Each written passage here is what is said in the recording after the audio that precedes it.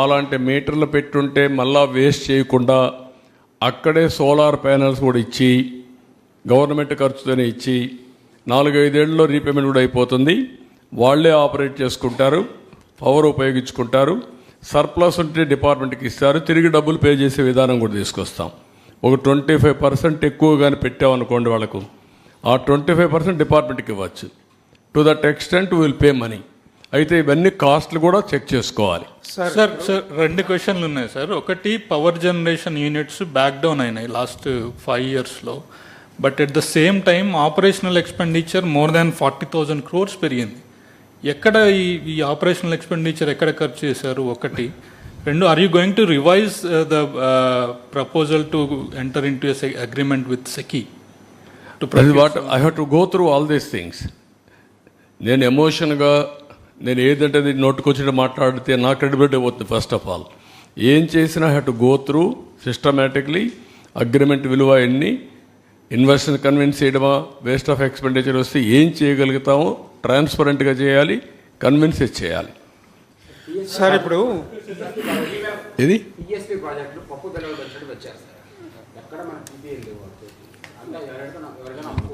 అంటే జగన్ చేసిన విధ్వంసులు అదొకటండి. అంటే 2 ఆస్పెక్ట్స్ ఉన్నాయి. ఒకవేళ బయట వెళ్ళాయి అనుకోండి ఈ ప్రాజెక్టులు, మనకు నష్టం లేదు, మన కన్జ్యూమర్ నేతను పడుకుంటే చాలు మనకు. ఇప్పుడు దానివల్ల కూడా మీకు ఏమవుతుందంటే కొన్ని ప్రాజెక్టులు, కొన్ని హబ్స్ వాళ్ళు తయారు చేసుకుంటారు గవర్నమెంట్ ఆఫ్ ఇండియా. నేను మాట్లాడినప్పుడు Andhra Pradesh is also one of the state to go for green hydrogen. ఇప్పుడు ఉదాహరణకు ఒకప్పుడు మనం ఏం చేసామంటే విశాఖపట్నంలో 2,000 మెగావాట్లు ఇంపోర్ట్ కోల్తో ఎన్టీపీసీ పవర్ జనరేషన్కి ఇచ్చాం.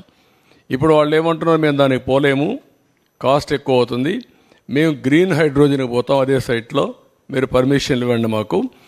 విశాఖపట్నంలో ఉండే థర్మల్ ప్లాంట్ను కూడా గ్రీన్ థర్మల్ ప్లాంట్గా మారుస్తాం, పొల్యూషన్ లేకుండా. ఆ కార్బన్ కూడా తీసుకొచ్చి ఇక్కడ డైవర్ట్ చేసుకుంటాం, అంటే వాల్యూ అడిషన్ పోతామని మొన్న ఎన్టీపీసీ చైర్మన్ చెప్పాడు. ఇలాంటి వినూత్నమైన మార్పులు వస్తున్నాయి, అవన్నీ డిస్కస్ చేయాలి. ఉపాధి లేదు కానీ ఒకటి ఉంది అడ్వాంటేజ్, మనకు డబ్బులు వస్తుంది, రెవెన్యూ వస్తుంది, రెవెన్యూ జనరేషన్ కూడా ఉంటాయి దీంట్లో. అదే దాన్నే అవన్నీ కూడా నేను ఒకసారి అన్ని చూడాలి, మొత్తం చూసిన తర్వాత ఏం చేయాలో మనం ఆలోచిద్దాం. సార్, మీకు లెగసీ లాసెస్ 1,29,000 కోట్లు అన్నారు. ఇప్పుడు రిఫార్మ్ 3.0 ఏమైనా తీసుకొచ్చే అవకాశం ఉందా? ఎట్లా చూస్తారు? I'm working on that. అంటే ఈరోజు నేను చెప్పలేను కదా, కొన్ని వేరియస్ మెథడ్స్ వర్కౌట్ చేసి ట్రాన్స్మిషన్ లాసెస్ తగ్గించాలి.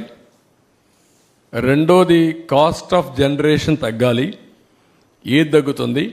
మూడోది హైబ్రిడ్ మోడల్లో వెళ్ళాలి. ఆ 3 కూడా ఇంటిగ్రేట్ చేయాలి. నేను ఇప్పుడు టెక్నాలజీ ఉంది కాబట్టి ఆ టెక్నాలజీతో ఇవన్నీ చేసి దెన్ తర్వాత మీరు చెప్పినట్టు గ్రీన్ హైడ్రోజన్. అప్పుడు గ్రీన్ హైడ్రోజన్కి పోతే నెక్స్ట్ లెవెల్ ఆఫ్ అమోనియా ఇవన్నీ వస్తాయి. That to at work.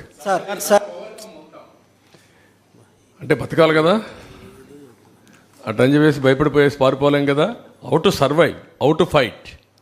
Sir, ఈ ఇన్ఫ్రాస్ట్రక్చర్ డెవలప్మెంట్ చేసే క్రమంలో ట్రాన్స్కో వాళ్ళు కొత్త లైన్లు వేయలేదు, ఎంతప్పటికీ సబ్స్టేషన్స్ కడుతున్నారు 11/33 అట్లా. కానీ 120 అలాగే 200, 400 కేవీకి సంబంధించినటువంటి మెయిన్ లైన్లు అనేది లేకపోవడం వల్ల చాలా ప్రాబ్లం అవుతుంది. అట్లాంటి ఈ 3.0లో ఉంటాయా? అంటే మెయిన్ లైన్ లేకుండా ఎంత? వాట్ ఐఎమ్ సేయింగ్, ఎన్ని వచ్చినా కూడా ఇప్పుడు అందుకే లోకల్ జనరేషన్ వస్తే ఈ లైన్స్ అవసరం లేదు. ఇప్పుడు నెంబర్ 1 షార్టేజ్ వచ్చినప్పుడు గ్రిడ్ మేనేజ్మెంట్కి లైన్స్ కావాలి. రెండోది అడిషనల్ పవర్ జనరేట్ చేసినప్పుడు కొంతమంది ముందుకు వచ్చేది ఏంటంటే మన స్టేట్లో, ఎందుకంటే ఇది ఎడ్యుకేషన్ కూడా కావాలి, గ్రీన్ హైడ్రోజన్ పోవాలండి. అది ఫ్యూచరిస్టిక్. గ్రీన్ హైడ్రోజన్కి ఎంతవరకు పోగలుగుతారు, అది వైబిలిటీ ఉందా, కొంతమంది ముందుకు వస్తున్నారు, మాట్లాడుతున్నారు. ఫస్ట్ ఎన్టీపీసీ మేము వెళ్తాం, మీరు పర్మిషన్ ఇవ్వమంటున్నారు. దానికి సెపరేట్ లైన్ వేయాలి మళ్ళీ. ఆ గ్రీన్ హైడ్రోజన్ వస్తే అందులో కూడా మనకు ఆదాయం వచ్చే పరిస్థితి వస్తుంది, ట్యాక్సెస్ ఇవన్నీ వస్తాయి. ఇవన్నీ కూడా ఎగ్జామిన్ చేసుకొని మనం గవర్నమెంట్ ఆఫ్ ఇండియా కూడా ఆంధ్రప్రదేశ్ని, మధ్యప్రదేశ్ని, గుజరాత్ని గ్రీన్ హైడ్రోజన్ హబ్స్గా పెట్టుకున్నారు. ఒక 3 రాష్ట్రాలని డెవలప్ చేయాలని చెప్పి ఆలోచిస్తున్నారు. అవన్నీ కూడా ఎగ్జామిన్ చేయాలి. సార్ తెలంగాణ నుంచి కూడా విద్యుత్ బకాయిలు రావాల్సింది. One by one major subject ఇది. Sir solar power sir one by one.